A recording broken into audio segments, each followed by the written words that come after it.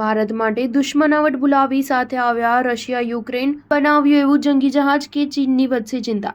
Russia અને Ukraine વચ્ચે છેલ્લા 2.5 વર્ષથી યુદ્ધ ચાલી રહ્યું છે। બંને દેશો તરફથી એકબીજા પર હુમલાની અનેક ઘટનાઓ સામે આવી છે। જો કે આ દરમિયાન બંને દેશ ભારતીય નેવીના એક મહત્વપૂર્ણ કાર્યક્રમ માટે સાથે આવ્યા છે। બંને દેશોએ સાથે મળીને ભારતીય નેવી માટે એક જંગી જહાજ બનાવ્યું છે, જે સોમવારે રક્ષા મંત્રી રાજનાથ સિંહની હાજરીમાં ભારતને સોંપવામાં આવ્યું હતું। ભારતે વર્ષ 2016માં રશિયા સાથે 2 યુદ્ધ જહાજ માટે કરાર કર્યા હતા।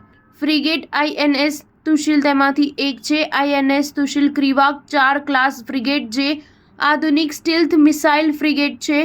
ભારત પાસે હાલમાં આવા 6 યુદ્ધ જહાજો છે અને તે બધા રશિયામાં બનાવવામાં આવ્યા છે।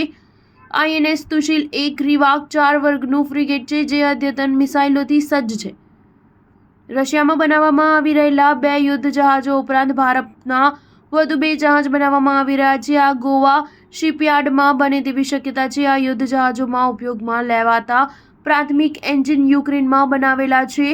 ભારતીય નેવીના કાફલામાં મોટાભાગના જહાજો ગેસ ટર્બાઇન એન્જિનનો ઉપયોગ કરે છે, જે યુક્રેનિયન કંપની ઝોરિયા માસ્પ્રોક્ટ દ્વારા બનાવે છે। આ કંપની મરીન ગેસ ટર્બાઇનના ઉદ્યોગમાં વિશ્વની ટોચની કંપનીમાં સ્થાન ધરાવે છે।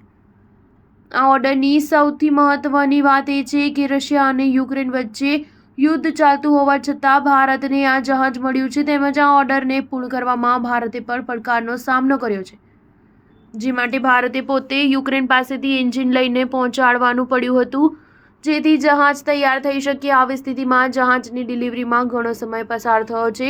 ભારત માટે બનાવવામાં આવી રહેલા 2 યુદ્ધ જહાજોમાંથી પ્રથમ સોમવારે ડિલિવરી કરવામાં આવ્યું હતું। ચીની નેવી વિશ્વની સૌથી ઝડપથી વિકસિત નેવી બની છે। એવામાં હવે હિન્દ મહાસાગરમાં ભારતીય નેવીના કાફલામાં આ નવા યુદ્ધ જહાજથી ભારતની તાકાત વધતા ચીનનો તણાવ વધશે તે નિશ્ચિત છે। સ્ટાર ન્યૂઝ 7 હંમેશા સચ્ચાઈની સાથે।